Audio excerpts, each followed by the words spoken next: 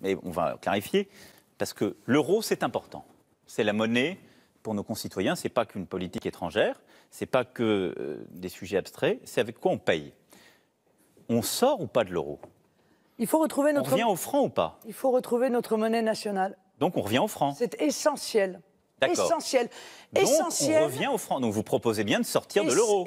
Non, je veux renégocier pour que l'euro, on s'en libère et on le transforme en monnaie commune. C'est ce qu'il était avant qu'il devienne la monnaie de la France. Mais on paiera avec de l'euro ou pas? Que les choses soient très claires. Non, on ne paiera pas avec de l'euro. Personne ne paiera avec de l'euro. Les banques centrales paieront avec de l'euro si elles le souhaitent. Ah bon? Les grandes entreprises paieront avec l'euro si elles le souhaitent. Vous le savez très bien, ça a existé. Donc il y aura deux monnaies? Non, pas pour les Français, pas pour les particuliers, pas pour les petites entreprises. Et vous savez très bien, n'essayez pas. Mais à quoi servira l'euro alors? De créer cela. Non, mais à quoi servira l'euro? C'est une monnaie commune, c'est un panier de monnaie, vous le savez, encore une fois. Alors, ça a existé, car avant. Mais ça a existé juste avant l'euro.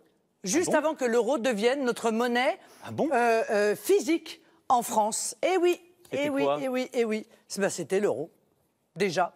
Et avant lui, c'était l'écu. Donc les grandes entreprises, elles payaient en euros, en écu avant? Oui, de 93 à 2002, toutes les entreprises pouvaient payer, les grandes entreprises pouvaient payer effectivement en euros. Ce système a parfaitement fonctionné. Monsieur Macron, ne faites pas semblant de ne pas le savoir. Non, vous le savez très bien, il a fonctionné dans le cadre du SME. Et honnêtement, de 93 à 2002, c'était plutôt performant.